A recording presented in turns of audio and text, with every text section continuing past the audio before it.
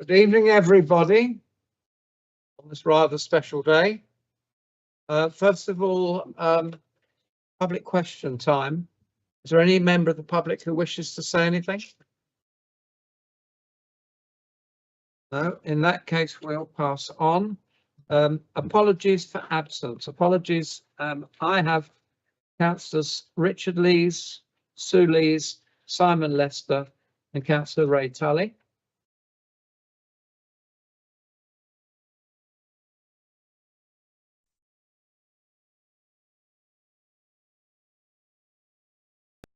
Thank you. Are there any declarations of interest? Take it there are none. Thank you.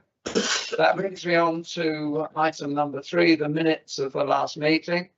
To approve and sign as a correct record the minutes of the previous council meeting held on the 9th of September 2025. These have been duly circulated. Do I have a proposal, please? Councillor Pollard. Do I have a seconder? Councillor Garside. Could I have show of hands for all in favour? Thank you. Any against? Abstentions? I declare that is carried. Thank you. Takes me on to the referral of minutes. To note the minutes and actions arising from committee shown below. First of all, the Grants Committee, 14th of July 2025. This is just noting the fact that they've been circulated. Finance and Governance Committee on the 22nd of July 2025. Planning, Development and Licensing Committee, 24th of July 2025. Personnel Committee, 30th of July 2025. Operations and Assets Committee, 31st July 2025. Community and Place Committee on 4th of September 2025. Planning, Development and Licensing Committee, 25th of September 2025. And Community and Place Committee, 7th of October 2025. Unless I have any objections, I will take these en bloc. Do I have a proposer, please? Thank you. Councillor Solly. Do I have a seconder, please? Councillor O'Donnell. All those in favour? Are there any against? Any abstentions? I declare that confirmed. Thank you. That brings me on to any communications or announcements from myself as Mayor. I would just like to say the last 24 hours have been some of the most important in my life. It was quite a coincidence. Yesterday I was at the awards ceremony for St John's Ambulance, which was a fascinating evening. There were many young people who are so talented and who received awards. And one of their senior trainers was there today. And the photographer from the Gazette, Alan, who many of you will know, had a serious fall. He slipped on the cobbles. And the gentleman I saw this evening were actually treated him today. And it was quite moving to actually see in action all those things we heard about in theory yesterday. They do a wonderful job, and I'd just like to note that. It's been an amazing experience. Today, my day started at 5 o'clock in the morning. I was up because we had the Poppy train, which many of you will have read about, which is quite staggering. There are actually 9 trains that GW are put on around southwestern Wales, all going to London with poppies from various town mayors and also from the military. And all these poppies are gathered at Paddington Station. And it was really quite moving to be associated with that. We then moved on to the ceremony for Armistice Day. It was, the whole day was quite exceptional. It poured down with rain, as you know, but the crowd was quite amazing. And I'd just like to say formally a huge thank you to all those involved with this council, behind the scenes who made it all happen, to the many people in the military, to Deputy Lieutenant Clinton Rogers, who officiated, particularly to my chaplain, friendly Adrian Bryce-Sankey, who conducts these affairs so well, to Joe Comer, who is our civic officer, who behind the scenes does so much to make these occasions memorable. They do it well at Taunton. So I just want to say a massive thank you to everybody who's in this room, anybody who was there, and particularly all those people who made it happen. So thank you. That's all I want to say under this heading, and thank you for your support. I'd now like to call on the leader of the council, Councillor Tom Deane, to give us an update. Tom. Brilliant. Thank you very much, Mr. Mayor. I'd like to echo your thanks to everyone involved in the Remembrance commemorations over the past few days. I think, as you say, we undertake those particularly well in Taunton, and we're very lucky to have such an amazing community and members of staff who help make that happen. But thanks to yourself, Mr. Mayor, and Deputy Mayor as well for all that you've done over the past few days. I know it's been a busy few days for you, and on behalf of the Town Council, thank you for what you've done as well. I don't think we've met, but if I'm repeating myself, I apologise. Since we had the formal announcement that we've been awarded the gold status by the National Association of Local Councils, which is an amazing achievement for this council. So again, a huge thank you to everyone who's been involved in helping us achieve that, particularly the clerk and the team of officers. There are councils who have been around a lot longer who have never achieved that. So the fact that we've achieved that in such a short period of time is truly a testament to the hard work that lots of people have put in. Even more so, we've been chosen as well to be the study visit location for the National Association next May. So they're bringing town, parish council, city councils from across the country to come to Taunton to show what best in class looks like, which again I think is a testament to all the amazing work that us around the table and officers have achieved. Other things to flag quickly, obviously we're in, I can't believe it, but we're in budget setting season again. So I know lots of you on committees have started to review budgets. Please do scrutinise every line. I know you will. I know you have done already before it comes back to this council for this meeting for approval in a few weeks' time. So let's make sure we're really tight around that budget planning for next year. And it's great to see our Christmas lights going up again. Can't wait to see them in action. A bigger display this year again, so improving on what we've done last year, and just super excited for the switch on coming up soon. Thank you, Mr. Mayor. Thank you, Tom. That brings me on to item 7, reports from chairs of committee and working groups. Rather than go through them all one by one, could I have a show of hands for those people who want to give a report? Thank you. We'll start with Deputy Mayor. Bev, if you'd like to report, presuming on community and place. Thank you. Thanks, Mr. Mayor. Yeah, again, I think there's going to be lots of these today, but just to say, as chair of Community in Place, I'd like to also give those huge thanks to Joe Comer and the whole of the Community in Place team for another successful remembrance event on Sunday. And I think so much goes on behind the scenes, months and months in advance, that nobody gets to see except for perhaps myself and also those on the Community in Place committee. So there's the planning, the getting permissions, a comprehensive event management plan, and all of that ensures the event goes smoothly and is a safe event for all those involved. And it was amazing to see so many people in town coming together to remember those who gave there today so that we can have our tomorrow. Luckily the rain stayed away on Sunday, but sadly today on Armistice Day it wasn't quite the case. But just to say, I was humbled as both Armed Forces champion and also the Deputy Mayor to be part of it all. And one of the wonderful things is our Janet Poppy, as you've all probably noticed, is looking resplendent on the Market Hall, and that was repaired in good time by the Royal Navy apprentices at HMS Sultan. And a letter of thanks has been sent by myself today to thank them all for getting that done so brilliantly. So back to Community in Place, that we've got 3 agenda items from my committee this evening, so you'll be fed up with me later on today. So we've got, but other things have happened since full council on the 9th of September. We've had another successful talk together, 2025.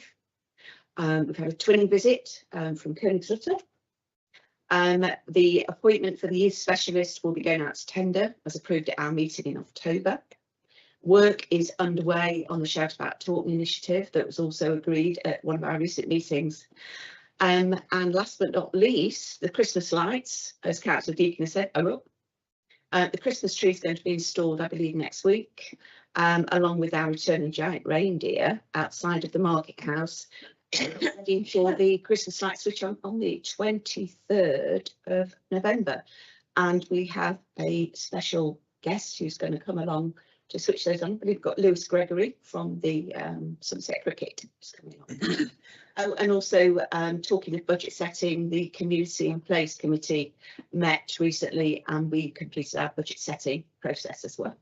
So that's all from me, Mr. Mayor. Thank you. Thank you very much. Councillor Nick O'Donnell, ops and assets. Thank you, Mr. Mayor. Just a few highlights from the operations and assets over the last few months. We've been looking at a few projects. The first one is we're producing a compound at the back of Hamilton Park. There's plans to put a lot of our open spaces equipment, like our flowers, our soil, planters, all the sorts of things which just can be stored outside. It gets it out of a depot, it's easy access, and the aim is to have more to do with our open planters around the town so that we can get access to them, plant them, water them and everything else much more easily. So we've got that compound coming. We engaged with the community payback back in September. That's been very successful.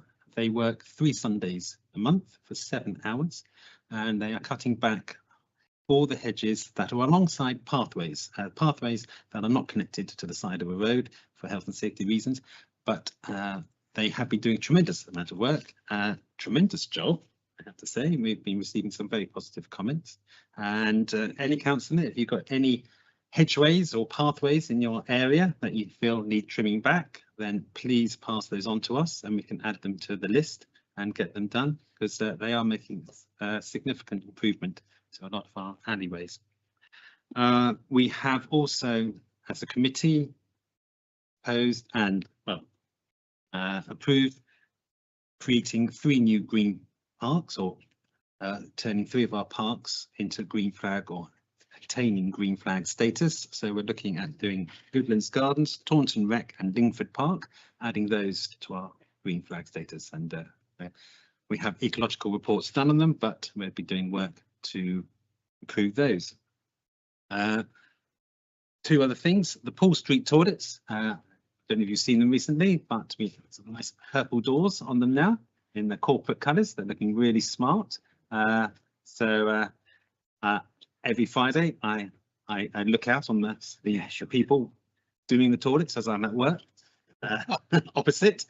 So I'm working on Fridays and I look at them every Friday and I do go and chat to them and say hello, how's it going? But they're making some very big progress. And so the insides on the toilets have been excavated. They're just ready now to be plastered and done inside, but the doors are up. So that's progress is going well there. I still believe it's anticipated to be finished, I think, the first week of December. And finally, really, the park tenders are in, and myself and Councillor Rob Isaacs, we joined the officers and we scrutinised the tenders. We helped score.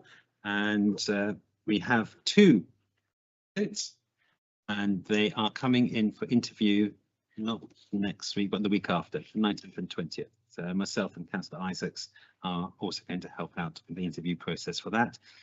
Once we've done that, hopefully we will assign or appoint a company who will then go about and start to work on all 12 of our parks here, proving those scores from our park review on both accessibility, inclusivity and play value.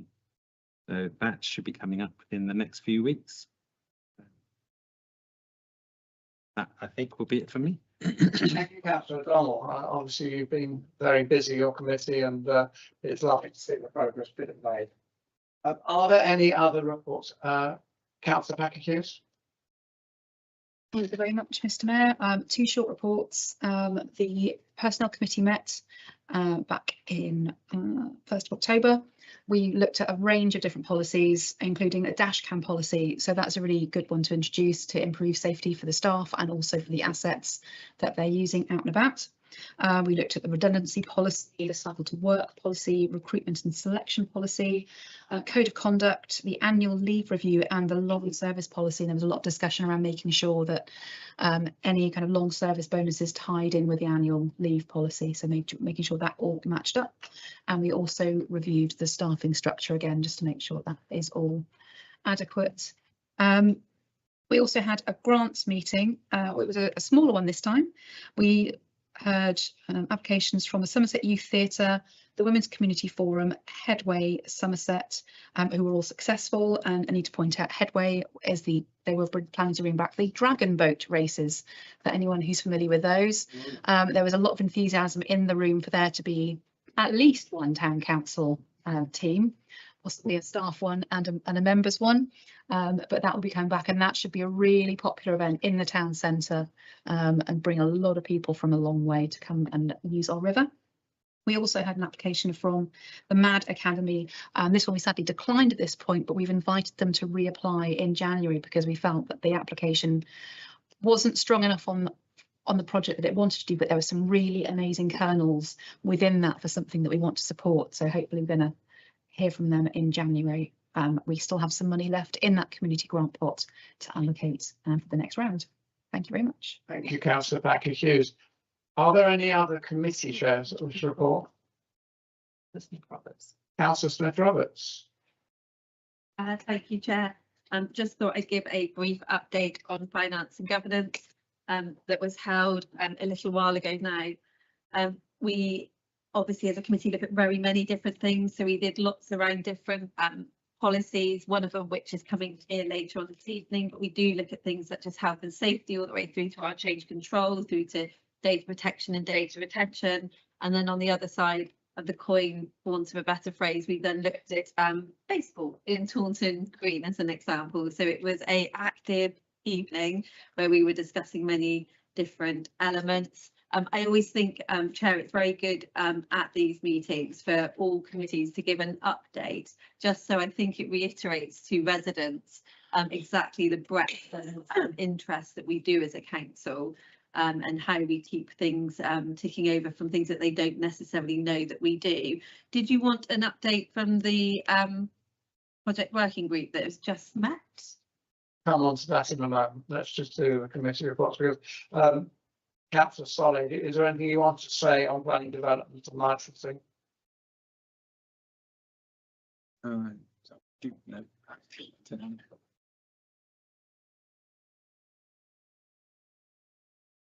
This one. That working? Yeah. It was a really good meeting last month. It was pretty efficient. I think there was a few objections, a few questions on a few items that we raised, but yeah, it was pretty straightforward, nothing too complex at all. So yeah. Thank you very much. Now, as regards to the working groups, I'll just zip through these in order. If you could tell me if there's anything you wish to say. First of all, Councillor Ellis, Arts and Culture. Yeah, thank you. We're having a meeting on Thursday via Zoom. You might have noticed that the government has announced that they're going to issue a sort of competition for a town of culture. There's already a city of culture, and there's no details yet. There's the sort of bare bones of it. So a key thing we will want to discuss, and I will probably be putting in an agenda request form for us to look at it as a council when they announced, when bids open, so to speak, and when we got more information, that we really need to get our act together and put in an expression of interest / an application. Seems like a good opportunity, but obviously ahead of that we want to talk to all of our cultural partners and get their thoughts and ideas and whatnot. So we're going to be it's via Zoom if anyone wants to join that who hasn't had the invite. I can ping it to you. Yeah, and this week, of course, we'll all be attending Taunton Thespians, the Woman in White at Taunton Brew House, which is a major highlight. I would also say I wanted to flag up that Southern Symphonia, who have an amazing new conductor, John Warner, held a brilliant cafe concert in the Western Room at the Brew House. That was last Wednesday lunchtime, and it was only designed to be like small and intimate. It was absolutely packed, and it was staggeringly, amazingly good. It was just with three of their string section, but I expect to see very exciting things because John Warner is an incredible force. He created Orchestra of the Earth. He's at the moment is he in Berlin at the moment? He's somewhere anyway. He's in demand. He's like really. Like world class, amazing. So that will be very exciting. In terms of the other working groups, we haven't met recently, so I don't really have any updates on the other ones. Thank you very much, Sir Ellis. I'd just like to add to what you said. As mayor, I'm privileged to go to a number of musical events in the town, and the standard in Taunton is exceptional. Both the Somerset-based events and our own local ones. We are very fortunate. So thank you very much for that report. Climate and emergency action council packages. This is actually Councillor Ellis who leads on this, but they haven't met recently, so there's no update from that one. But it's worth updating that it is Councillor Ellis who reports back. Oh, thank you.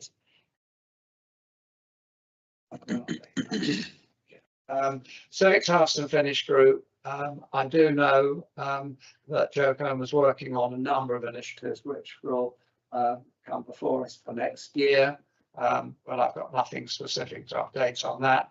Twinning working group, again, I've got nothing to say.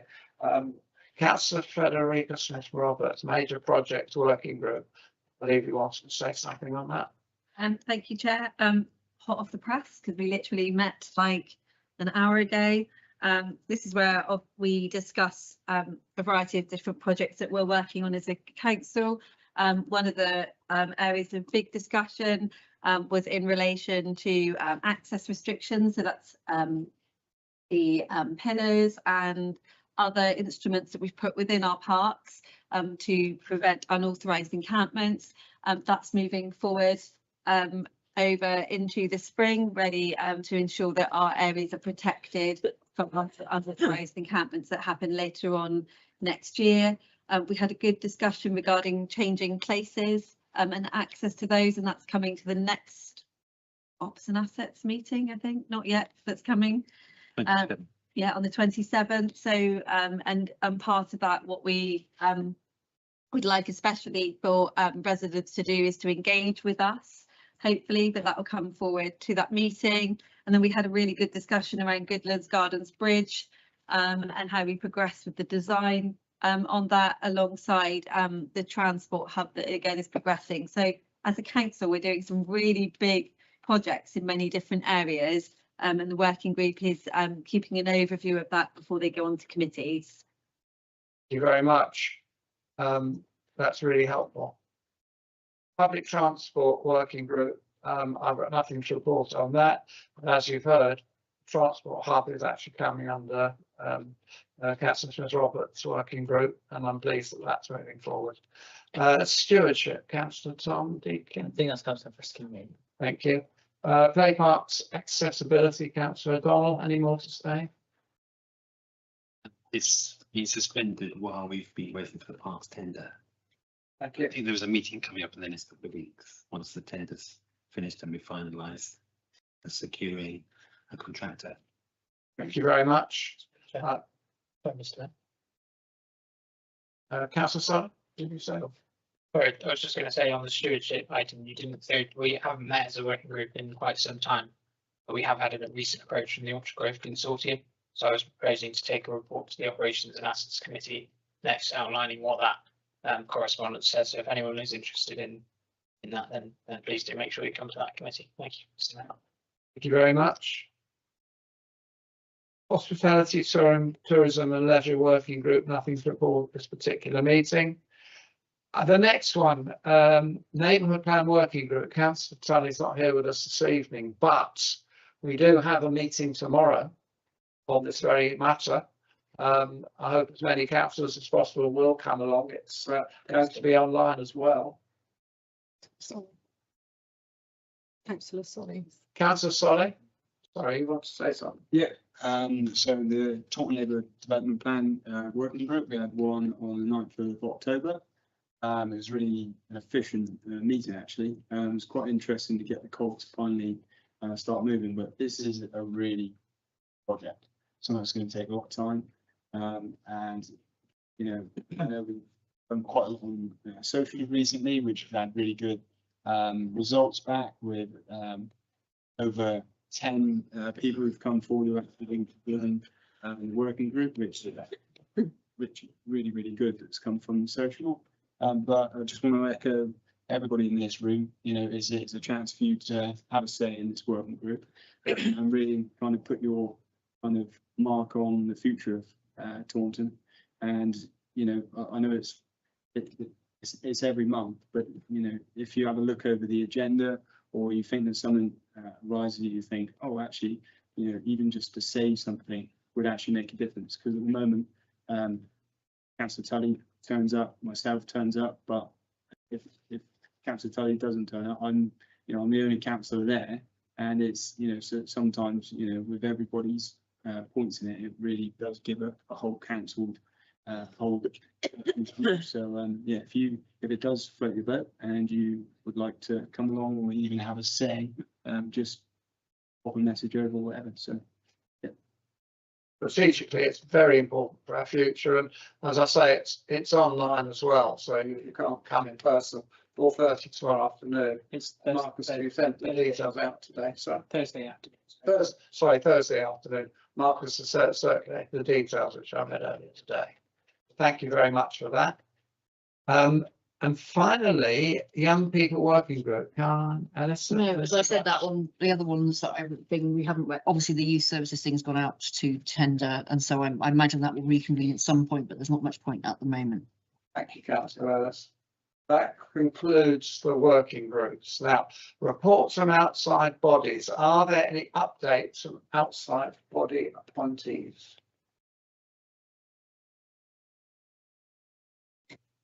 That's a finance. Yeah. Sadly, I wasn't able to go to the LCN meeting recently, but I believe that Marcus was there, and also Councillor Hughes was there, so if they wants to feedback anything. Thank you. Very happy for Marcus to finish. Over to you, Marcus. Thank you, Mr. Mayor and Deputy Mayor. Yeah, so there was an update given on the Troll Road speeding issues. We've got costings back for the feasibility study, so we're going to look at progressing a witness for that one. There was an interesting presentation on Himalayan balsam and the issues that that's causing on our riverbanks. And there was some talk there about working together as a community to further tackle that. I know there was a waterway steering group that was proposed to be set up as part of the Taunton waterway strategy. So I was going to feed back as perhaps we can get a joint letter together to get those key risk management authorities, the Wessex Waters, the environment agencies together, talking together, so that we can perhaps tackle some of those wider issues. So that's something I'm going to follow up with Michelle on in the Taunton LCN. There's an interesting presentation from Sam Bushen, PCSO, talking about crime statistics and the recent stuff with the speed watch. And then there's a presentation from Amber Hughes as Chief of Staff to the local MP. Thank you, Chair. And thank you, Marcus. You do a lot of hard work behind the scenes, and it's appreciated. And it's strategic, which is important. Councillor Smith-Ellis. It's been a very long day. That would be interesting. Slicing me and fed. Absolutely.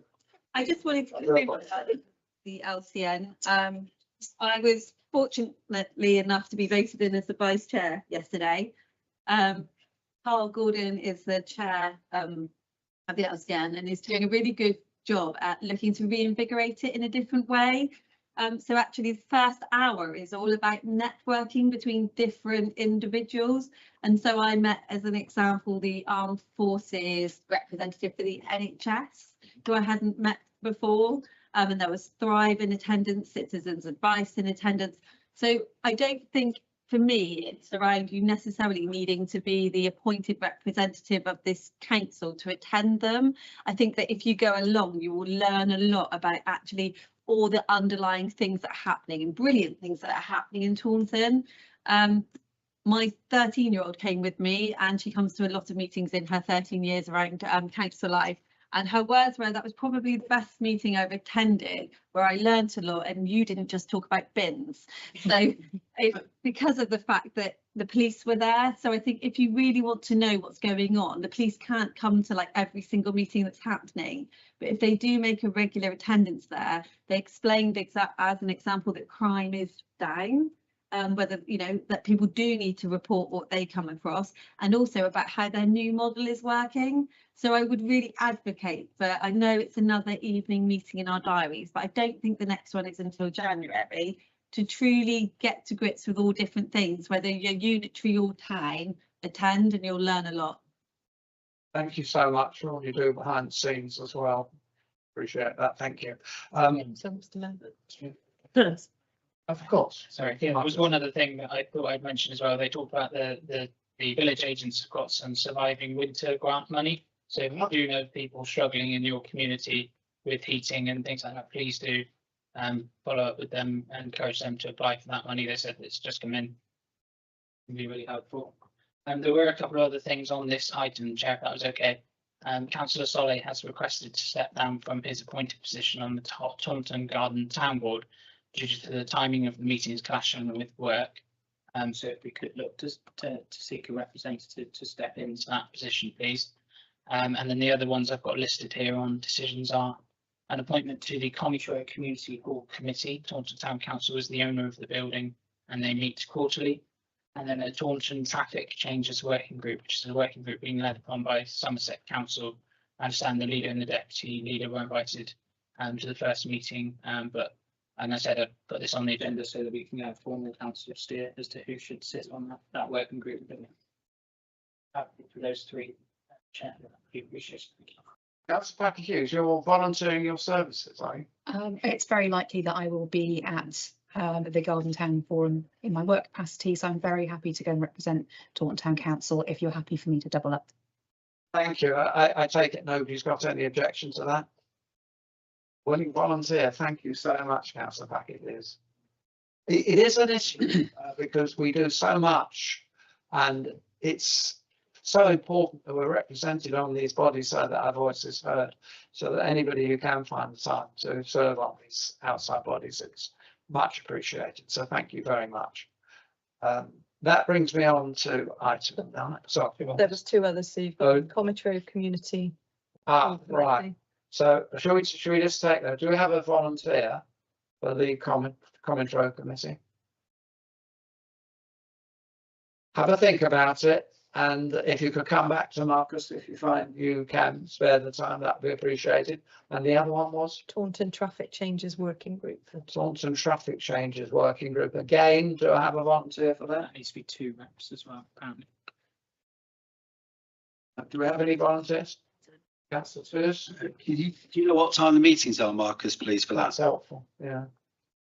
Do they change? I don't, I'm afraid to think, but I can ask, I think they're fairly, we can ask that they're in the evening if that would be helpful. I think they will be in the evening in order to deal with other commitments, I think. Are you happy to volunteer service subject to Yeah. confirmation time? Yes. Thank you. And did you say we need 2 representatives? Yeah. Is there anybody else who'd like to do that? Councillor Pollard, thank you very much. Thank you. That completes that particular item. Yes, unless I've missed anybody out. Thank you very much. Brings me on to item 9. Any reports of communication from Somerset councillors? Councillor Ellis. Thank you. So the A38 speed reduction scheme, this is something that we as a council have joined forces with Bishop's Hall Parish Council on to fund, and there is some movement now. The TRO team has been busy with all the carnival TROs, but that's calming down. So they're preparing a TRO for that. So that's from Silk Mills to take 40 down to 30, going up across just after the Orchard Grove roundabout, and Marcus has circulated they've sent the photo of the extents around. Everyone wanted it to be much longer to go up Runwell and all of that, but they won't play ball. So I suppose, you know, getting bit of it's better than nothing. So once they've got the TRO prepared and advertised, obviously then people make representations, and it may be, I don't know, springtime next year, after all that's out of the way, that they'll be submitting a works order to their contractor, because obviously in the winter priority is gritting and pothole repairs.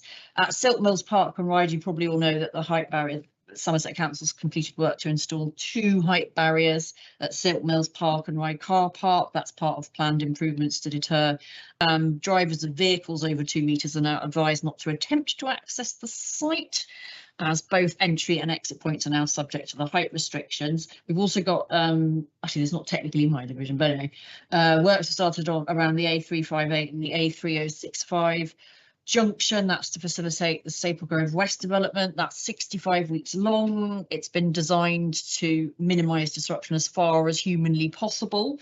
So most phases of the scheme allow for free movement of traffic in all directions. There's just latter parts from like November 2026 for like, I forget how long, 8 weeks, where there'll be a bit of a diversion. So people will need to allow a bit of extra time for journeys, especially at peak times around that area, but that check Travel Somerset for updates, and there's also some documents on the Carney Sweeney website, just some background information about all of that. Another thing that I've been very engaged in, because I've got constituents who've been affected by this, is there are a lot of disabled people who have been forcibly or are being forcibly migrated to universal credit. Disabled people who cannot work, who are on, well, were on income related employment and support allowance, and DWP pressed fast forward. They were all going to be moved over by like 2028, and at some point this year DWP pressed fast forward, and they're all getting shoved over by December. As there's been an unfortunate interaction with Somerset Council's council tax reduction scheme policy, because it previously recognised that disabled people, you know, with severe health issues who were never going to be able to work, weren't, even DWP wasn't expecting them to do any work related activity. They needed protection, so they got 100% council tax reduction. But once they moved on to universal credit, the policy basically doesn't provide that. So it's only the basic element of universal credit that's protected. So all of the extra money they get to compensate for the fact that they're never going to be able to get earnings and to improve their financial position, they've been absolutely hammered. They've had bills of hundreds and hundreds of pounds, and it's quite terrifying. So that's a really big concern at the moment. So their income hasn't changed, their needs haven't changed. All that's changed is the name of the benefit, and they've gone from not having to pay anything to having to bills of £800,000, which you can imagine what that does to you. So yeah, that's a big issue. So we're talking to the to Liz Lation about that. If you want more information, there is a public petition on the go on change.org. If you search at reinstate full council tax support to disabled people on universal credit who cannot work, you'll find a bit more explanation on that. What I would say is, if you come across anybody affected, they need to get help and support and advice and advocacy ASAP.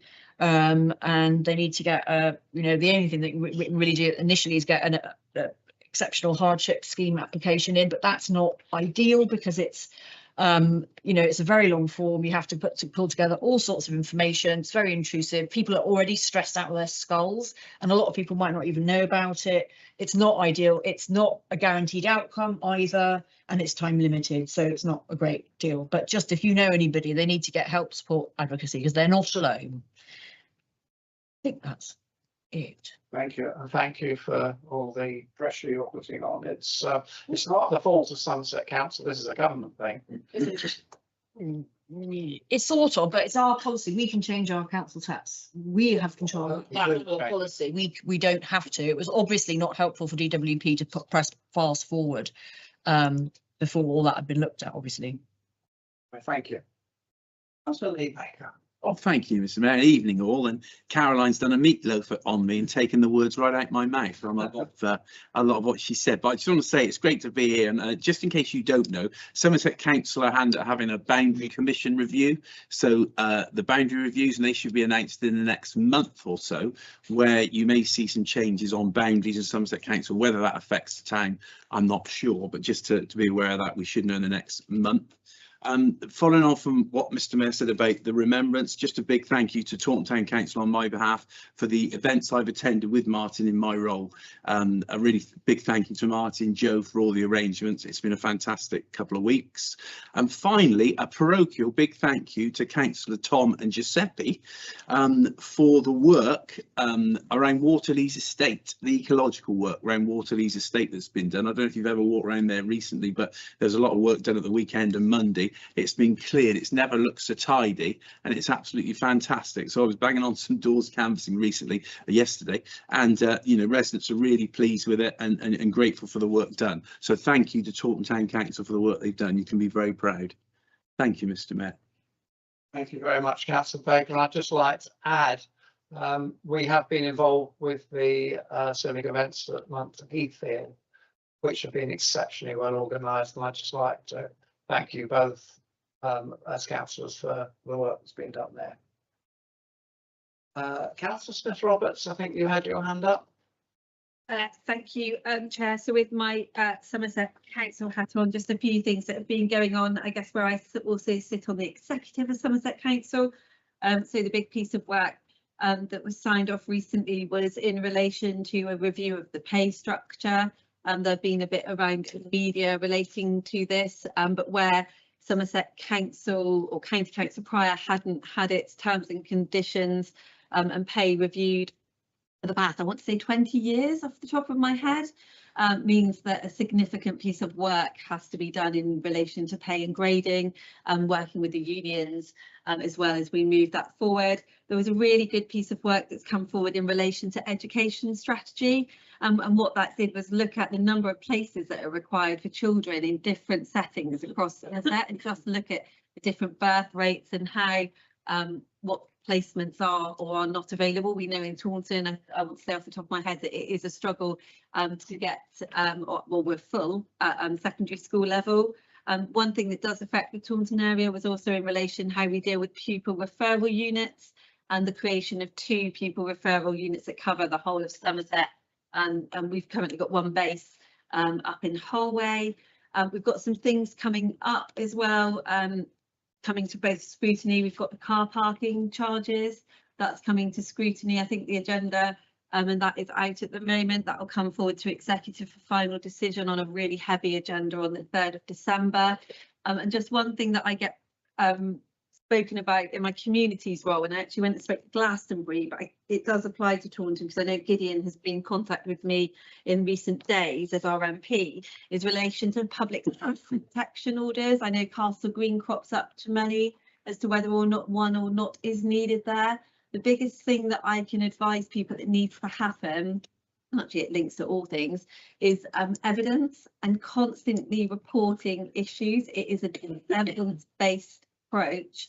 So people have to report incidences that they come across, as that will drive as to whether or not then a multi-agency approach between the council and the police will then instigate a PSPO, though it isn't it's only one tool in the box if that were ever to come into account in Taunton. I do meet with the police regularly, both in my role as communities, but also in my ward, so that I can be kept up to date. And again, that report function is really important. The only thing that I wanted to mention for Taunton East in particular is there's a key route that actually goes through Blackbrook, where a bridge crosses a stream. It runs directly near Blackbrook School. That's finally being replaced, so it will be out of action for a while. There is advance warnings up, but it's used for people going to even Holway School that use it as a cut through. So that's just something for people to be aware of who walk across that whole area. Very much, Councillor Smith-Roberts. Are there any other Somerset councillors who'd like to say something? Yes, Councillor Deacon. Yeah, just a couple of brief things from me. So a couple of road and highway related items to add to Councillor Baker's report from Taunton North. So continuing to support residents in Heversham Way and Eaton Crescent estate with parking challenges. So more pressure being applied there. They're still struggling with the train station and overflow parking. So continuing to work with them there, and some resurfacing and surfacing improvements that Councillor Baker and I have been pushing on for some time. Sound like they're starting to move forward, which is great. So one in particular I think will impact lots of people in through, which is the Overbridge roundabout. which I know lots of people drive around, should be getting. The plan is a full resurface in the new year, February, March, which is really positive. And also Bossington Drive and Nerrill's Drive as well, looking at improved surfaces as well. I'm not quite sure the extent of those, but that's really positive. And finally, I wanted to, it crosses a little bit Town Council and Somerset Council, but we had a really good resident surgery afternoon and evening in the Wagon, which is the pub in the heart of Priorswood, which owners Rich and Terry, who also own Mainline Gin, an amazing local gin based in Overbridge. They've really turned that pub around. It's a great community pub now. It was great to spend a few hours there. Councillor Baker, Councillor Isaacs, Councillor Pollard as well, seeing all sorts of residents. So yeah, it was great to be into a slightly different setting and to meet some slightly different people. So it was good fun, that. So thank you to everyone who came along. Thank you, Councillor Deane. Councillor O'Donnell. Thank you, Chair. Just to say, with that Rogarth and Wellsprings, and the biggest issues at the moment are parking. Many residents are getting concerned that we're having a resident parking scheme implemented. It has taken a long time. It has dragged its feet a bit. But just to report that the final determination report now is with the lead officer.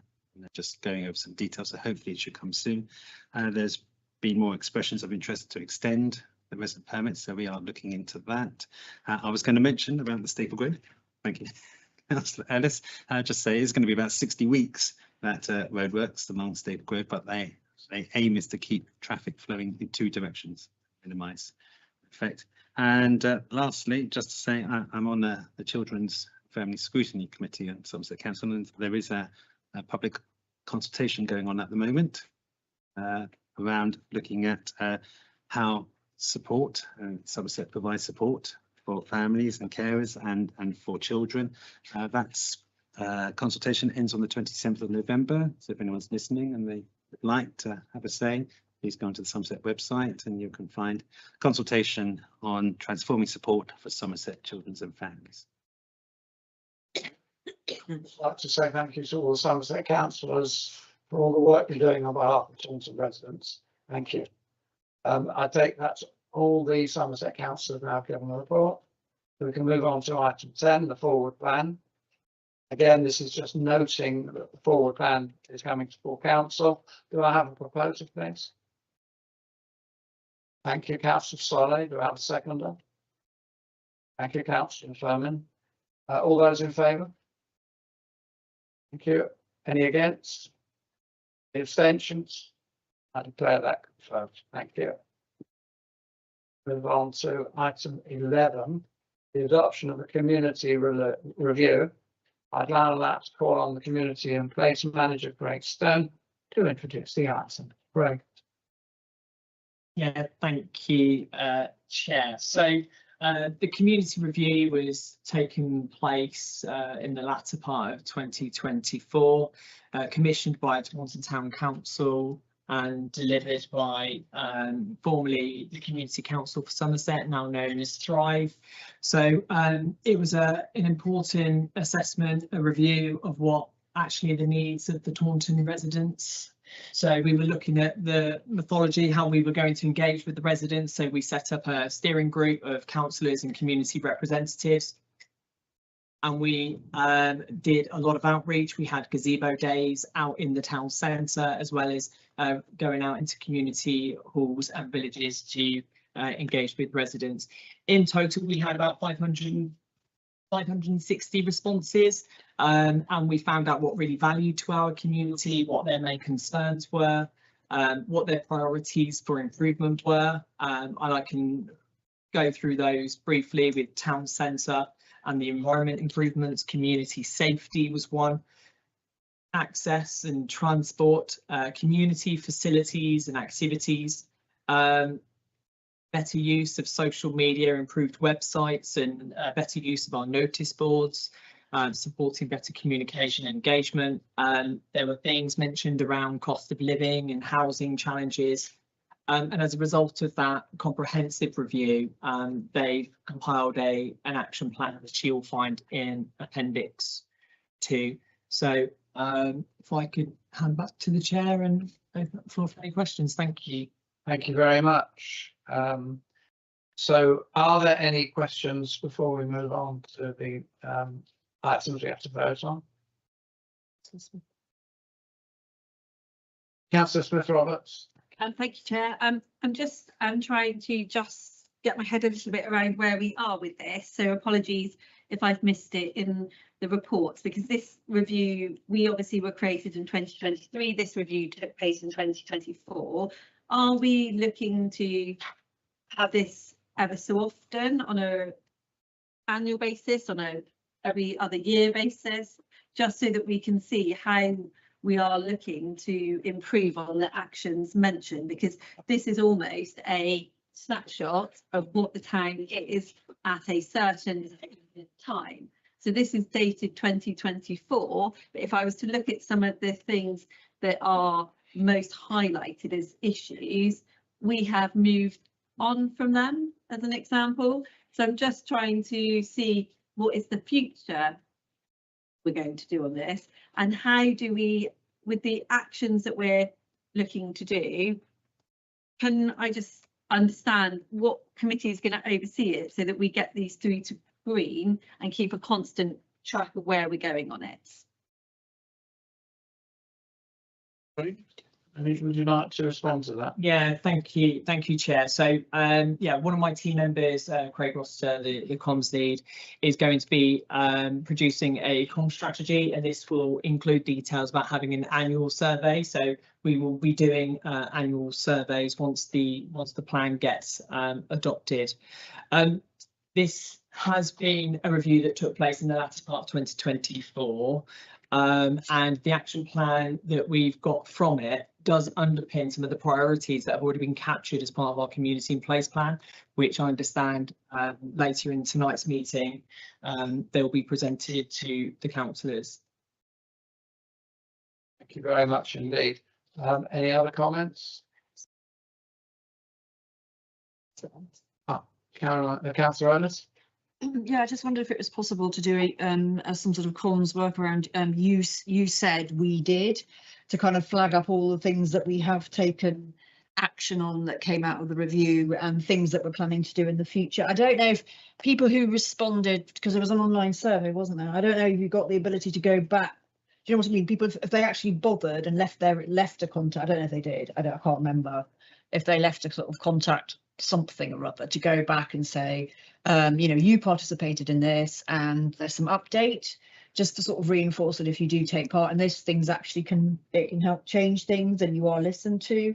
And then I don't know if that's possible, but in any case, we could do a sort of you said we did type thing, and you know, being not suggesting, you know, just banging our beating our own drum or blowing our own trumpet, but you know, say what, you know, we're not complacent, but we have so far done X, Y, Z, and we've got plans to tackle A, B, C in the future. Thank you very much. Any more comments from anybody else before I pass on? Yes, Councillor Garside. I just like to say one of the comments was that many people didn't know what Somerset Council was responsible for and what Taunton Town Council was responsible for, but the actually community review didn't make that clear either.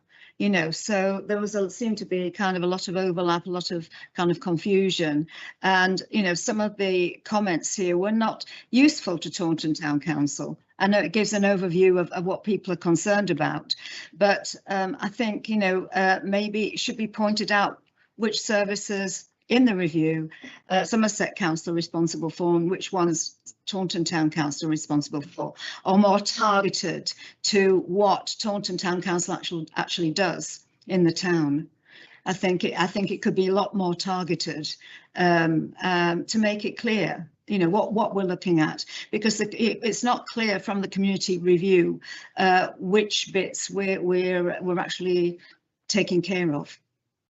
Thank you very much. Craig, I take it your. Yeah, thank you, Chair. Yeah, both comments from Councillor Ayres and Councillor Garside have been noted, and I'll take them away. Thank you. Thank you. Is there anybody else who'd like to comment before we pass on? Yes, Councillor O'Donnell. Yes, I thought it was a very good review, and I noticed it came through a steering group, which I don't believe meets anymore.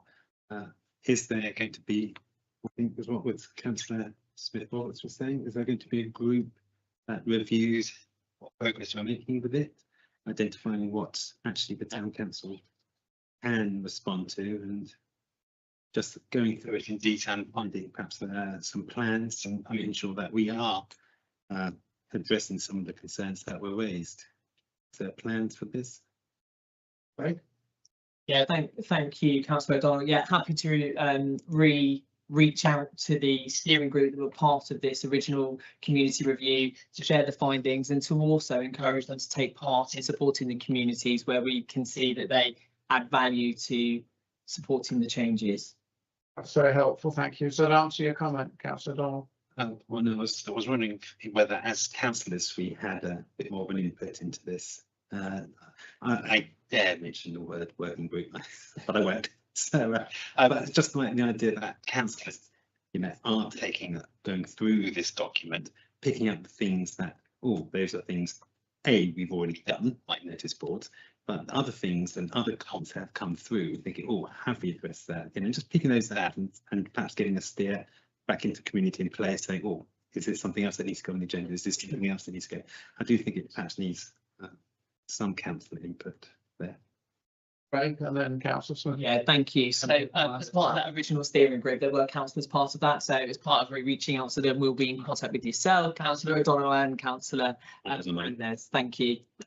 Councillor Smith Roberts, last comment on this, and then we'll. I hate writing recommendations on the hoof, but I'm wondering, based on mine and Nick's comments, whether a recommendation gets added to the paper that this goes back to community in place for quarterly reviews as to whether to confirm that the action plans are constantly being reviewed and met and updated as per any other annual community review.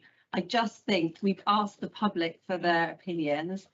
I appreciate that from Councillor Garside's point of view, it doesn't make it clear who is responsible for what is some of the outcomes. However, we could have a strong relationship with the unitary authority and pass on that feedback for them to do what they wish with. And I also think as a town council, regardless of whether or not we have the remit to do so, it's good to test the temperature of how people are feeling in general about where they live, where we are far more closer to the locality. So I think having that recommendation that I said would help keep track of it and add any other action points that get bugged. And I really, really love Carrie's suggestion. I mean, you said we did comm strategy. Point taken. Councillor Fernandez, you wanted to say something? Yeah, yeah, thank you, Mr. Mayor. As Chair of Community in Place, I support all of the comments that have been raised, and I also, like Councillor Ellis, as you said, we did. Many of the questions and what was written in the community group have already been incorporated, as Craig has highlighted, in our community in place plan. And there's already work, as you can see on the appendix, that's actually ongoing, so that we're teasing them out. But absolutely, I think it's our role as community in place to keep an eye on that and have a review coming back. So I would support that and support the extra recommendation. Craig. And yeah, I'd be happy to add, actually, will any relevant committee decisions that come back to community in place, if it's being stemmed from the community review, just kind of making that reference actually in that report header would be useful as well. Thank you. Thank you. I'd now like to actually formally put this forward. Do I have a proposer, please? Members to consider the adoption and publication of the findings and recommendations on the council's website. So do I have a proposer, please? Thank you, Councillor Pollard. Do I have a seconder? Councillor Fernandez. All those in favour? Sorry, there was an amendment, obviously an additional one for it to be over to communities in place to have the oversight of the review. So to be reviewed every quarter. We'll take the amendment first then. It goes to community in place for review before we proceed again. So do I have a proposer for that? Councillor Fernandez, seconder, I think, Councillor Pollard. All those in favour? Any against? Any abstentions? Well, the amendment is confirmed, and that, I believe, now is the substantive motion, isn't it? We don't have to take another vote now. You need to adopt the policy, but it was with these amendments. Yeah. So the proposal now is that we adopt and publish the findings and recommendations on the council's website, subject to the vote we've just taken, that it's going to be via community and place committee. All those in favour? All those against? Thank you, that's carried.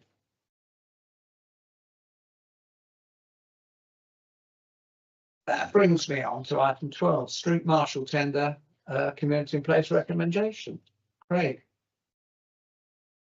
Yeah, happy to take this one. Thank you. So the report that's being presented tonight is regarding the provision of the street marshal. The street marshal service is currently being operating in the town centre for nearly 2 years, and so what we're looking to do is support the recommendation that came from the Community and Place Committee for a tender exercise to be carried out. So members to agree and recommend from the Community and Place Committee a tender exercise for the provision of street marshal service for 3 years. So that would be from the 1st of April 2026 until March 2029. As part of the tender exercise, we are looking to appoint one councillor to be part of that tender process, and to provide delegated authority to the clerk to agree and sign off on the final contractual arrangements. And then the fourth recommendation is for members to consider and approve the use of an EMR that we currently hold in 346 for the street marshal service, which has a value of £16,143.82 to support the tender exercise, to allow consideration of any proposal that exceeds the existing budget allocation of 82,400 from the 1st of April next year. So happy to provide some background information on the street marshal service. So the impact and benefits of the current service, we've seen a 25% drop in the police recorded incidents. The service began in August 2024. The marshals provide a huge amount of business support for the retailers and the businesses across the town centre within the patrolling area. They offer a fronting up technique to deter theft and antisocial behaviour that takes place around the town, and they've also enhanced the radio communications through the businesses by encouraging uptake in the radio network that is offered by Somerset Council, which is good. We've seen over 20,000 incidents that the street marshals have logged over the Century SIS application, which is a fantastic profile that's used in conjunction with the police to convict low-level crime. So you may have seen in the media, social media, that kind of stuff, that the public perceptions of the street marshals is generally really positive. There are some challenges regarding actually the role that they have compared to the PCSOs and police officers that patrol the town. And so they're just going into the tender specification now. So we're looking for 3 years a tender to kind of like patrol the antisocial behaviour hotspots that we see around the town. That's particularly East Street, North Street, High Street, Station Road, and there's quite a lot of issues regarding Victoria Park Pavilion. We also have used the street marshals over a number of years with regards to the town centre events, so where we need SIA security, they lend their services there, which is great. Yeah, I think that summarises my overview. Thanks very much. Thank you, Craig. I propose to open this up for any comments that councillors may have. If this goes through, we will then come back to appointing at least one councillor to take part in the tender exercise. So I first want to open it for discussion. Councillor Smith-Roberts. Apologies, you'll be sick of my voice later on this evening. I'm fully in support of going out to tender, fully support the idea of what the wardens do. What I would just like to see more of, and maybe this is in a future report, is we've heard the fact that there's 20,000 logs, and whilst we can't know the individual details for data protection reasons, have I missed where that breakdown is on kind of the incidents that they're dealing with within the report, just so that we have that data approach? I appreciate that we've seen crime go down in the town centre, and I'm not saying that the street wardens have not played a part in that. Actually, what I need to say is that the reports of crime have gone down. However, the police would probably also say that they've done operations that have led to that as well, and that they've taken prolific shoplifters off of the street. And I know that the street marshals and wardens aided in that. I'm just wondering whether we can get better context and data that then helps drive those decisions moving forward, because I think for me it's a really important thing that they're doing. The team that we've got are brilliant, they are visible, but I like to see more data rather than just it's 20,000, if that makes sense, because we are spending a lot of money. I've advocated for this. I put Marcus as an example in touch with Glastonbury Town Council, because they are intrigued about the idea and the positivity that's come from it. But I'm just thinking I would like more stats. Yeah, I propose to go around with more comments, and then Craig, maybe you can come back before we proceed. Anybody else would like to raise it? Caroline, Catherine? Yeah, no, I think the street marshal service has proven its worth, really. I think Nick and Bentley are getting a, increasing profile. People recognise them. You see them out all the time, and it's that reassuring presence. But then behind the stats about, potentially they've assisted potentially from lowering, incidents of crime and preventing crime. There's probably lots of anecdotal stuff that kind of really shows the difference a street marshal makes. So in addition to Fed stats, I'd like sort of a bit more kind of colour and flavour, because when we've had the report backs from the company, it's it's literally just been sort of crunching figures and maps and no sort of, I don't know, narrative. There needs to be a kind of stronger narrative just to explain to those who still haven't clocked what the value of the street marshal's service is. I'm really pleased to see the area on the map. And I know that there are other priorities areas, but I'm really pleased that French Weir Park is on there, because we have perennial seasonal issues, if I may put it like that. And it is a destination park, and we could do with a bit of Nick and Bentley over there. Also, I appreciate this is going up to tender, so one doesn't presuppose anything at all. So I think it's a good investment for us. I mean, people want action on ASB. We have committed to do that, and this is a key part. It's not the only bit, but it's a really key part of that, us delivering on that. Thank you, Councillor Ellis. Are there any other councillors who wish to say anything? Councillor Deacon? Yeah, just to say, I had the privilege of attending lots of meetings with people at the Chamber of Commerce, and the positivity is really strong when it comes to the street marshals and the impact that they've had. And I think that is actually, the service is one thing. I think it's testament to the two individuals as well.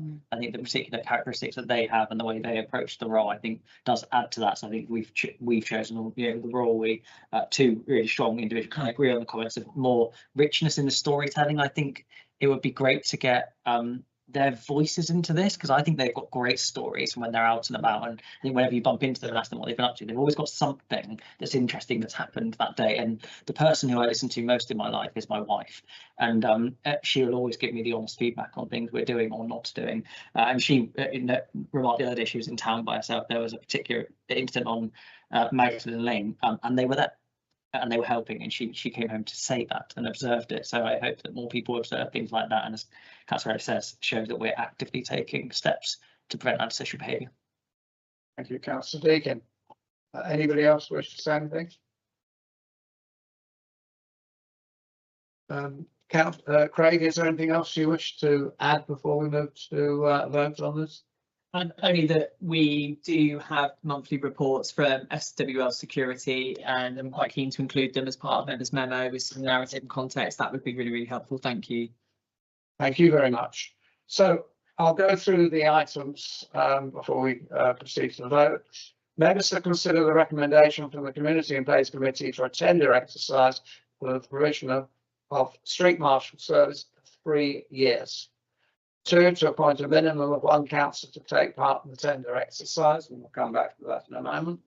3, to consider delegating authority to the clerk to agree and sign off the final contractual arrangement. Finally, 4, members to consider and approve the use of EMR 346 street marshal service, £16,143.82 to support the tender exercise, to allow consideration of any proposal that exceeds existing budget constraint of £82,400 per annum. Do I have a proposer, please? Councillor Pollard, do I have a seconder? Councillor Ellis. All those in favour? All those against? Any abstentions? Well, that's carried. Thank you very much. That takes me back to Part 2, to appoint a minimum of one councillor to take part in the tender exercise. Do I have any volunteers? Thank you, Councillor Fernandez. Does anybody else wish to participate in this? Councillor Toos? Thank you very much. So we'll minute that. Thank you very much for volunteering your services for that. That then takes me on to item 13, Street Traders Update. I now call on the Financial Resilience Officer, Angela Farmer, to introduce this item. Angela. Thank you, Chair. Good evening, members. Members will recall, excuse me, a bit croaky today.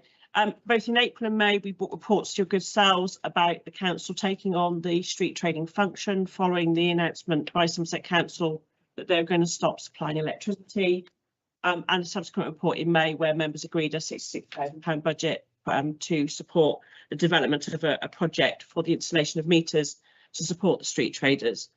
The report before you today is an update report in two phases, two reasons really. First of all, obviously an update report on the installation of the meters and seeking your views on a couple of areas. And secondly, to introduce a second project that's come from the work that we've done initially around the more sort of like practical elements around policy and procedure. So in respect to project one, the prepayment meters, the work is progressing. We've done an awful lot of research as to what's going on out there in the market. So we're now in the process of bringing together a tender to seek the supply installation of the meters. There is some work going on as well around electricity costs and understanding what will be included within the unit costs for said meters, to ensure that when they are up and ready in April, we've got everything prepared. We have come across two issues which we would like members' views on tonight, please. The first one is, obviously, as you'll see in Appendix 2, there are a number of meters proposed around the area of the Market House, High Street and a small part of North Street. What we're trying to understand is whether or not members actually want all of meters fitted on all of the boxes. So in particular, we're looking at ones at the top of the High Street. So that would be 1.5, 1.4, potentially 1.3. Now, at the moment, and in the tender, we are proposing to seek to put meters in all the boxes, but taking into consideration the potential the maintenance costs that may well come in maintaining boxes that may well not be used, we are flagging that now to seek members' views as to whether or not they want meters in them. The other side of the coin, obviously, is excuse me, is obviously Somerset Council are pushing on with the Fireport Boulevard, and obviously that finishes at the top of the High Street. I don't know whether they have plans, whether we have plans to do something more around that area, which we used certainly for Taunton Together for the dancing. But members' views are sought on that particular element as well. The other element that we have come across, which I don't think we fully understood when we brought the report in May, was that one of the specific meters is actually connected directly into the Market House. Now that opens up a number of options for us. Now, we, as members know, the Market House may or may not be sold, so it does pose a number of issues. So we could actually put in a Taunton Town Council meter directly into the Market House and monitor things that way. It is an option, or we have the ability, as I set out in the report, to invest in a new supply. Now, on the basis that the potential meters are coming in under £25,000, which is a lot less than we had originally anticipated, then there is a budget envelope for us to do that, invest in that new supply. That has the potential for overcoming any future issues if the Market House is sold around the Christmas decorations, and obviously that we put in front of the Market House. At that point, Chair, if it's okay with you, I'd quite like just to sort of hold and ask for any questions, because obviously if we move on to the next project, I think it's going to get a bit confusing. Yes, please. So if there are any questions on that particular project, then please ask. Emily's here as well too, who's been doing a lot of project work as well. Thank you. Councillor Sully, you have your hand up. Thanks so much for this report. I know how important to get early for the street traders. Having known last year or even this year to see the confusion whereby, so it's really good to see Taunton Town Council making some progression. I would say from 1.5 to 1.3 that you're raising, I think putting meters in would make sense, because I know, like you said, we might incur costs of maintenance in boxes and may not be used, but at the same time, I think I think it would be clever as a council to look to grow the town, so to expect more traders, more people wanting to use these boxes, because it may be an efficient way. So I think instead of being behind the curve, we should be, ahead of it. So yeah, that would only be my recommendation, but thanks so much for the great report. Thank you. Frank, Councillor Fastini? Thank you, Chair. Yeah, fully supportive of what Councillor Solly just said there. I would much rather be in favour of installing our own supply at the Market House than being beholden to somebody else. That obviously opens up options to us. But I had going through this report, I had a couple of questions, so I just didn't want to kind of like lose myself. So apologies if it kind of overlaps into the next one, but then you can potentially hold it and then use it, answer that later. So the only thing that I sort of had concerns about was, does the council want to issue us with a licence to take on a service that they used to provide? No. Well, I think moving on to project. Okay. What we've agreed to do is we will buy an annual licence for a licensable area, an agreed licensable area. Now, the agreed licensable area that we are putting forward is Market House, High Street, part of North Street, and we've also going to put Goodland Gardens in there. It's not for street trade specifically, but it is for events.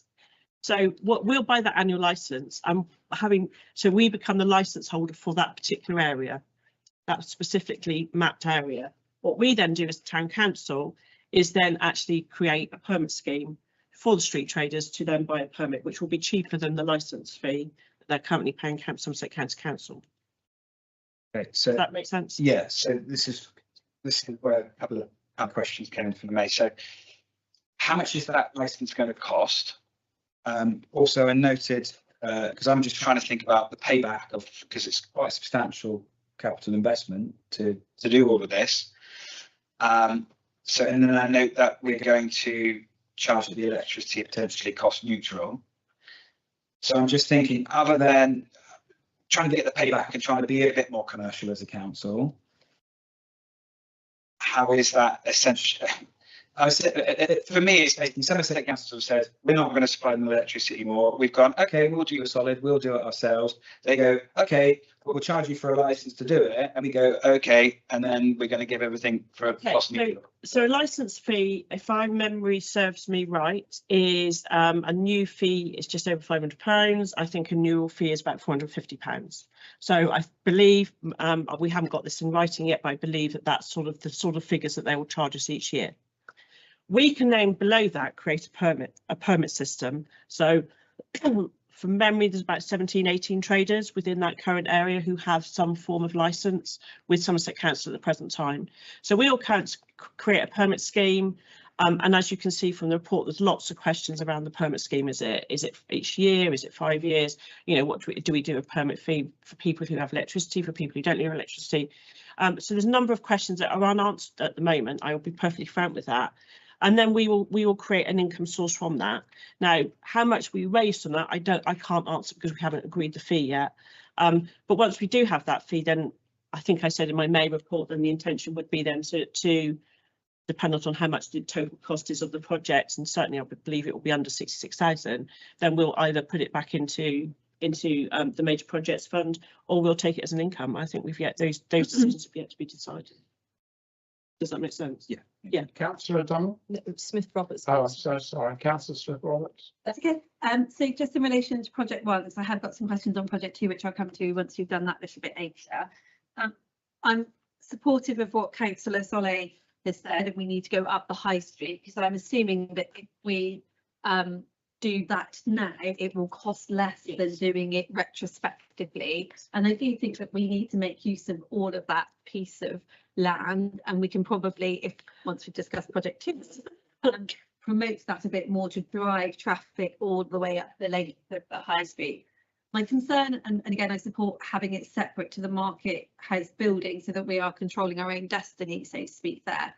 My only concern is by doing all of this, and even with project 2, are we going to hit the 1st of April deadline? Have we got enough capacity within our project team to make this happen? Because Somerset Council is funding the electricity at the moment. They extended it by a year last year, but that is a hard line. So it's just checking there is capacity to make this happen, because there's lots of moving people. Thank you. Yes, so the project plan for project 1 is included in Appendix 3. We're currently drawing up the specification to go out to procurement. Because it's expected to be under £25,000, we only have to seek 3 quotes. So it's a shorter procurement timeline than we initially anticipated. The actual installation period is approximately 2 weeks for all of the meters. So while in the project plan, we've kind of put across a couple 2 to 3 months for installation. That is only to timetable that in with the supplier. So we are very much on track to have this all completed and any traders trained up on the new system, as well as our admin processes sorted in by the 1st of April. Councillor O'Donnell, then Councillor Ellis. Okay, thank you. Councillor Smith-Roberts asked my question, which was about whether it was cheaper to go up the high street, but not install the meters, but then go back retrospectively, or is it cheaper to just install them now and maintain them? I am in agreement that we should go up the high street. I think Councillor Solly is correct. We may as well building future capacity and future growth. And with the market house, I would be in favour of building a new electricity supply to the market house. We're in this situation because we're beholden to someone else for the electricity. So I wouldn't want to spend all this money and find we're still beholden to someone. So I think we should just go and get our own electricity supply in the market house. Thank you. Councillor Ellis. Yeah, like Councillor O'Donnell, I support going up the high street. I support us getting new power cables. Oh, my concern with that is what we mustn't have is any hiatus. So the street traders went through a sort of rocky period. We've saved the day type of thing. There's a interim thing in place, and we're coming over the horizon with a proper acceptable long-term solution which will benefit the town and the traders and everybody. But so because in the report it says that so we've got the money to put in new power cables, but it will the work wouldn't be complete by April. Is that right? And then in one place I thought it had said there was just one trader who it would affect, or was it how many traders will be affected? Is there how do we deal with that? What we can't have is any hiatus for the street traders, because they've been messed about, in the past far too much. So is that a worst case scenario that the new it would delay traders going onto the new system because the work wouldn't be complete by April? Or we hope that it might be, and if it is, if we do decide to put the new cables in and there is a hiatus, how are we going to how are we going to smooth that out? Is there something we can provide for those traders if they can't get on the system? So the mention in the report about not meeting 1st of April deadline, that is in relation to the market house. Yeah, that's what I was talking about. Yes. So there is one trader that links up to that supply.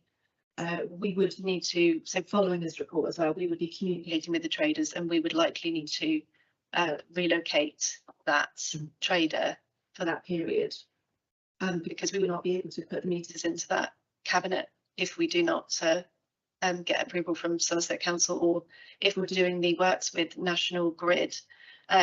While the timeline on that side is, it would be tight to get that done by April, so we would be looking to relocate them, yes. Oh, okay, so it's just one trader, and the offer will be early communication saying, by the way, we're doing this, so long term it's great for you, but unfortunately there'll be whatever length of time we'll have to relocate you, and hope that's, I'm sure that will be, hopefully that will be fine. Thanks. Thank you. Any councillors who haven't already spoken? Okay. Councillor Solly first. Councillor Solly. Yeah, thank you very much.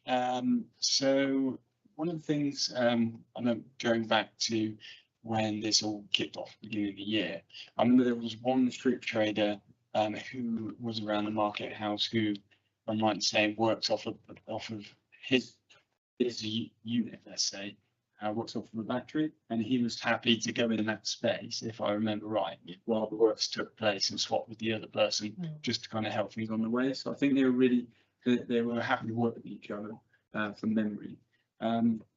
The other thing, just so I don't need to raise any more things for the rest on this item, it kind of so spending this amount of money, I say this again, spending the amount of money to put the meter in, then obviously buying a license, like you said, which you explained to Giuseppe, it kind of still reiterates the fact that I think it's kind of putting the fact that Taunton Town Council at some point should be taking on the licensing from Somerset Council.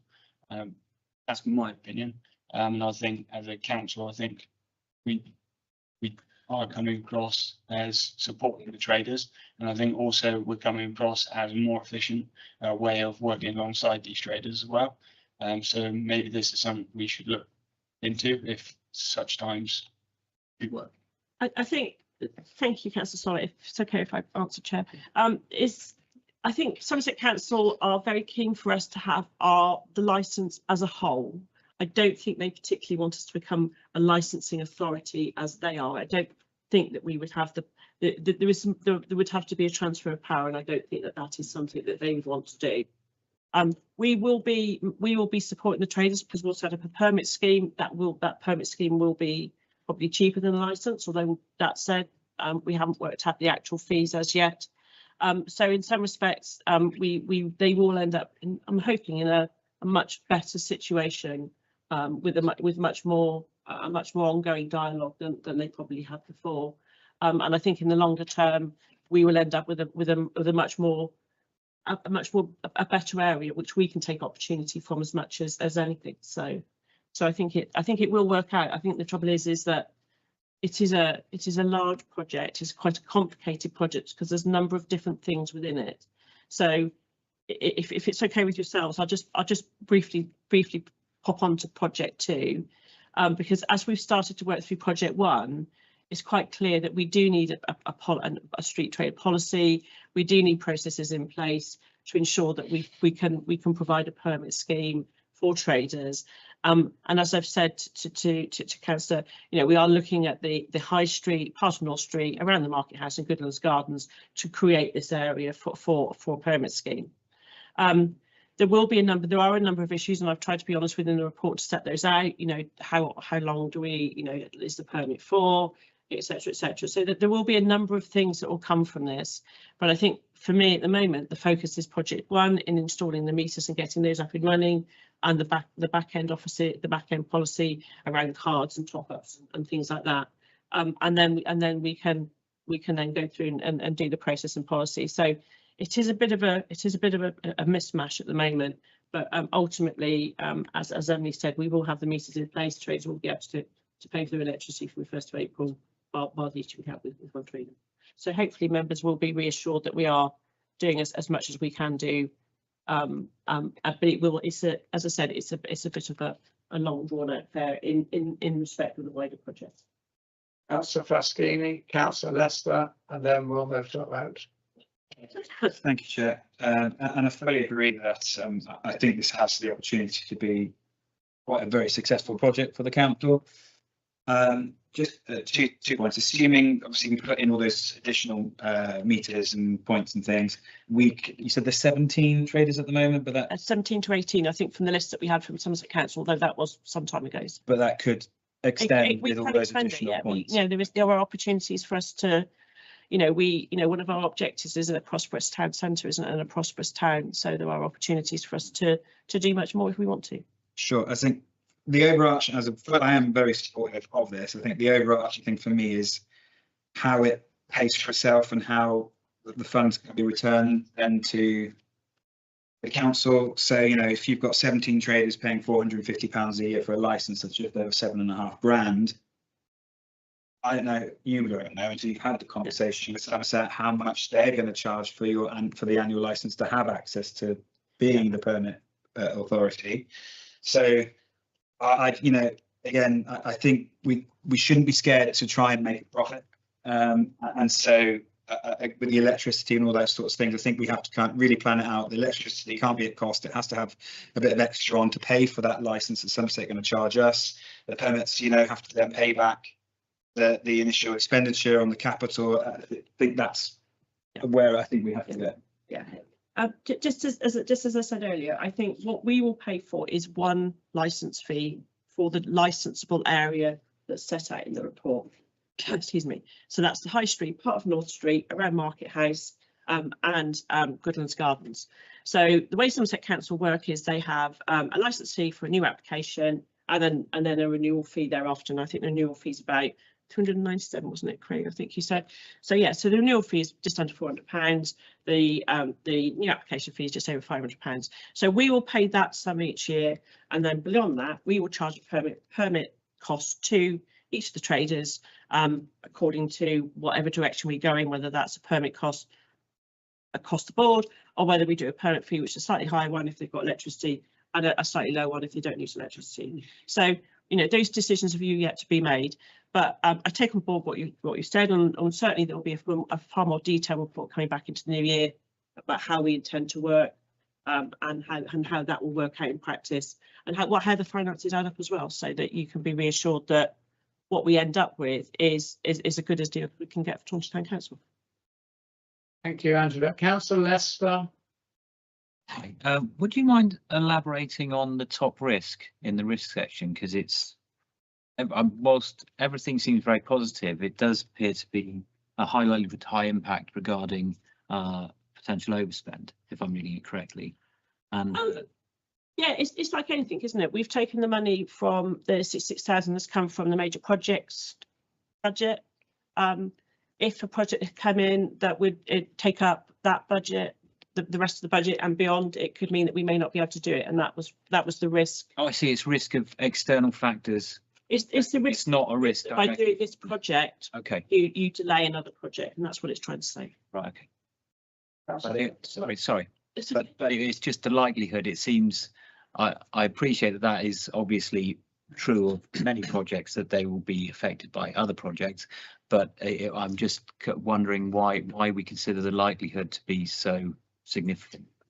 Because at the end of the day, we've got a finite amount of money, and if we want to do anything more, we end up having to increase our precept. So ultimately, this was a big decision for members to make, to allocate £66,000 of project funding to this particular project, which, in the course of things, could be seen as a small amount of people benefiting from a large sum of money. Ultimately, I think I don't think, and hopefully Emily will agree, I don't think we will use the whole budget. I think we won't get there. But what I think we were trying to say, and I think we were trying to say back in May, look, at the end of the day, the risk is that if we agree to this, which I'm thankful members did, then it might delay other projects either now or in the future. Right, thank you.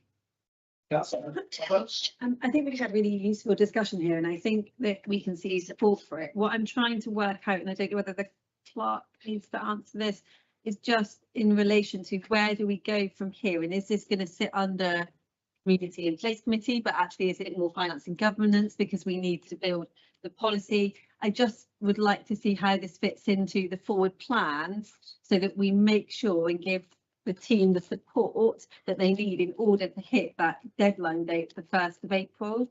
So it's just trying to work out where we're going from here. Yeah, I think ultimately it's going to sit underneath operations and assets to review the fees for the permits. That will obviously go to Finance and Governance Committee as well. So what we can do is go away and work on a plan as to the next steps and to what committees decisions need to go to, and then we send it out to everyone.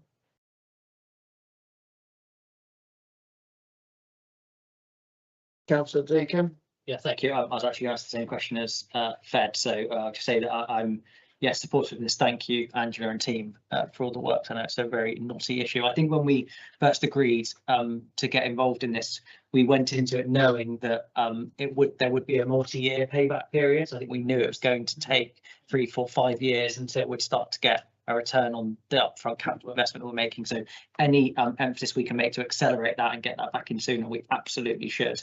But I think we can also go into it knowing that it's not going to happen in year one, that there is going to be a bit of a lag effect to the return on the investment. Now I'd like to move to a vote, please. 1. Members are asked to agree the council will apply for a licence from Somerset Council for the areas around Market House, High Street, part of North Street and Goodlands Gardens. 2. Members to note the council will issue a permit to trade. 3. Members to reconfirm that an annual budget of £3,000 should be included in the 2026-27 budget to support compliance checks and any ongoing costs that come from the first year post-introduction. And 4, members to note that a further report will be made to the appropriate committee that will include, a street trader policy into the permit fee. Do I have a proposal, please? Thank you. Councillor Packer Hughes. Do I have a seconder, please? Councillor Pollard. All those in favour? Any against?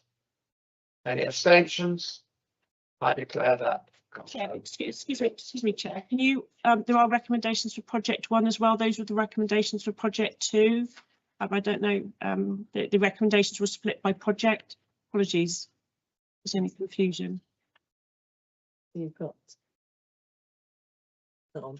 It's not on that. Yeah. Oh, I'm so sorry.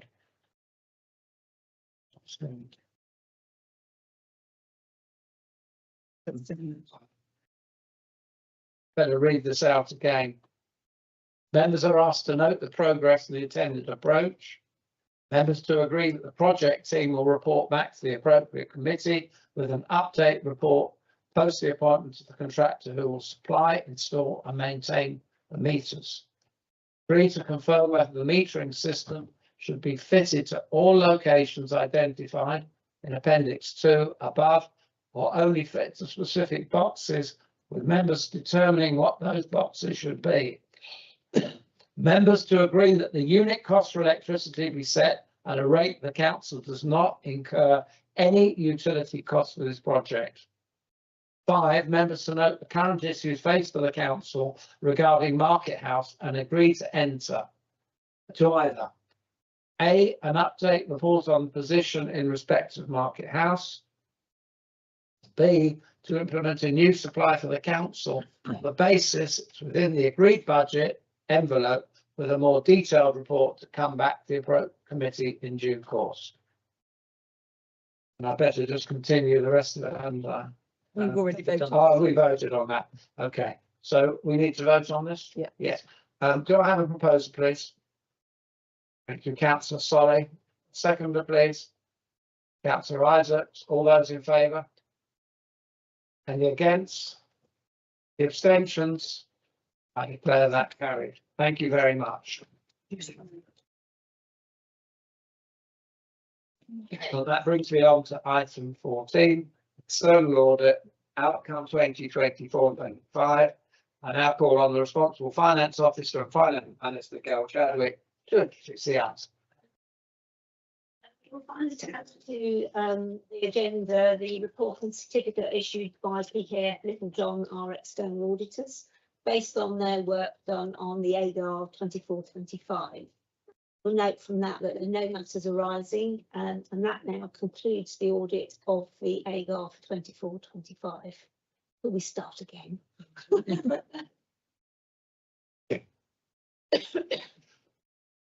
Members are to note the external auditor's report and certificate on which there are no matters arising, which completes the audit of the 2024-25 annual governance and accountability return. AGAR. Do I have a proposal, please? Councillor Smith-Roberts said. I do apologise, Councillor Smith-Roberts. I'll be brief, but I also want to propose this, Chair.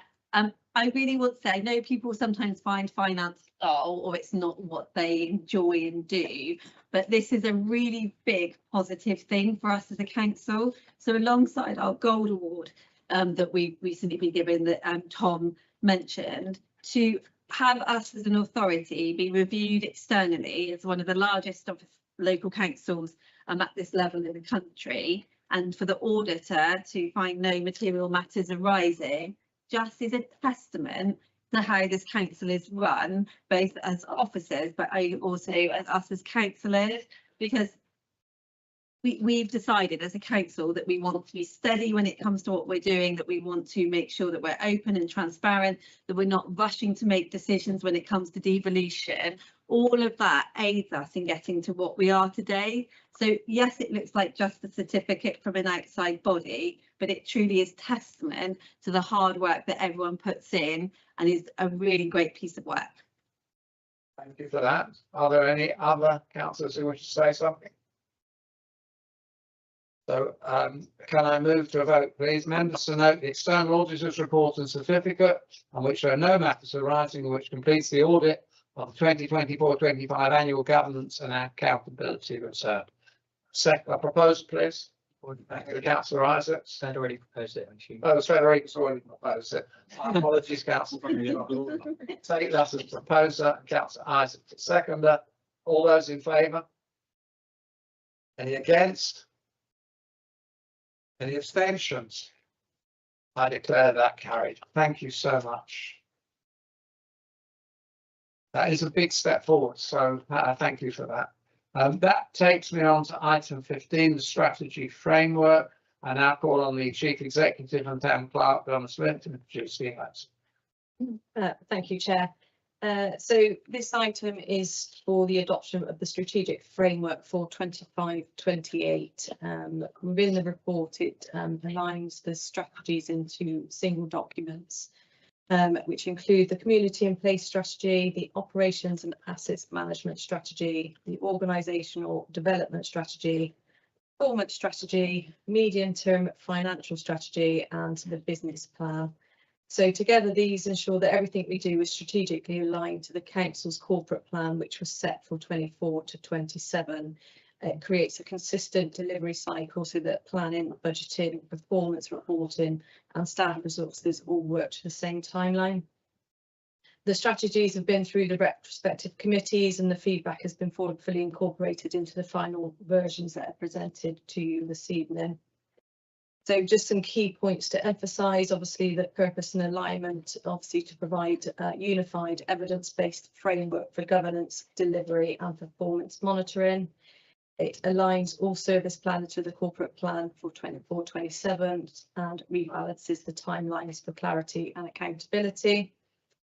It, for the corporate plan delivery, supports all 5 corporate plan priorities, which obviously are a prosperous town, sustainable environment, engaged community, vibrant culture and a council that delivers.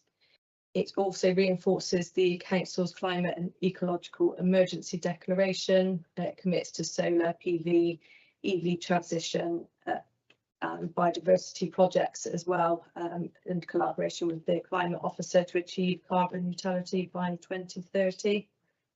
Number 4 is the financial assurance, so it's underpinned by the medium-term financial strategy, ensuring a balanced budget, sustainable reserves and no new funding requirements at this stage. Point 5 is governance and accountability, so provides the policy base for operational and financial decision making, ensures transparency, consistency and strong performance oversight across all of the functions. And implementation and monitoring takes effect immediately on approval for this evening, and you will be reported on with progress tracked through quarterly KPI reports and annual reviews. So there's a couple of recommendations in there. Obviously members are asked tonight to also consider and approve the Taunton Town Council strategic framework for 25-28, including the 6 listed documents that I've gone through. Agree the implementation begins immediately. Some work has obviously already started on it as well because it's gone through the committees throughout the year. And note that the progress will be reported quarterly and annually to committees and full council. To take any questions on those. Councillor Ellis.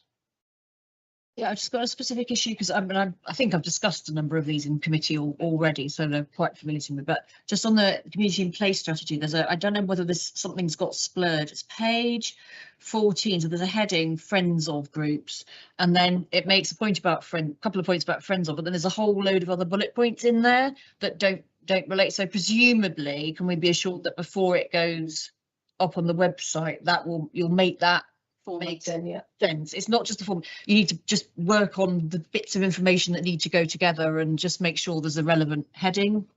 Councillor Fernandez wants to say something. Councillor Fernandez. Yeah, thank you. You'll notice there's an addendum, so there is an addendum, another another community and place strategy that's been amended slightly today. I think I've spoke to Craig, I'll get Craig to come in here and add in his minute. There's some problems with formatting in the putting things in the right places for some bizarre reason. I'll let Craig answer that one, but it will be after this meeting, they will be put in their rightful places. For some reason, it's the formatting of the document. Craig can come back on that one. Yes, right. Thank you, Deputy Mayor. So what you'll see in the community and place plan that there are, let me just count, four ambitions. In the ambition 3, it actually starts off with antisocial behaviour, speed limit, civic twinning, ward surgeries, friends of groups, and the positive social impact. So the bullet points of we will are actually a collective group of bullet points for all of ambition 3. They just sit below that final heading of the friends of groups. But we will look at the formatting and the branding to ensure that actually the theme and the layout is consistent throughout the document. So hopefully that answers your question, Councillor Ayres. Thank you. Have any other councillors who'd like to comment? Well, Donna has already read out the proposition. Do I need to read this out again before we vote, or is that acceptable? I would read it out just to be. I'll read it out again. Members are asked to approve the adoption of the Taunton Town Council Strategic Framework 2025 to 28, comprising community and place strategy, operations and asset management strategy, organisational development strategy, performance strategy, medium-term financial strategy, business strategy. 2, agree that implementation will commence immediately upon approval, forming the basis for delivery, monitoring and performance reporting for the period 2025 to 28. Note that progress will be monitored through quarterly KPI reporting and annual review, with updates provided to committees and full council.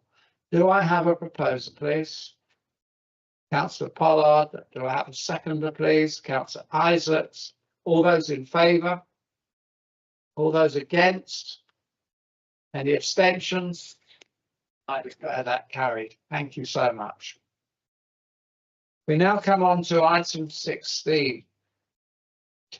Access to information. Motion to exclude the press and public. Item 17. During discussion of the following items, agenda item 17, it may be necessary to pass the following resolution to exclude the press and public, having reflected on the presumption in favour of openness. This decision may be required because consideration of this matter in public may disclose information falling within one of the descriptions of exempt information in Schedule 12A of the Local Government Act 1972. Committee will need to decide whether, in all the circumstances of the case, the public interest in maintaining the exemption outweighs the public interest in disclosing the information. Recommendation under Section 100A(4) of the Local Government Act 1972, the public be excluded from terms of business agenda item 17 on the grounds that it involves the likely disclosure of exempt information as defined in paragraph 3 respectively of part 1 of Schedule 12A of the Act, namely information relating to the financial business affairs of any particular person, including the authority holding that information. Don't believe we've got any members of the public present. I take it that there's no problem with Somerset councillors remaining. I have to leave, yeah. Yes. You do have to leave. Right, okay. Sorry then. No, that's all right, Mr. Mayor. But give me a minute. Take it, sir.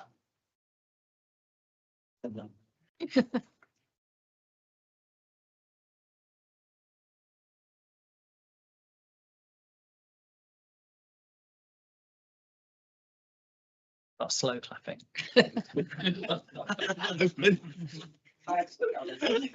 You wait. Thank you, guys. Sorry about that. Oh, my God. Don't need to see you all. Hey, which way do you go? That way.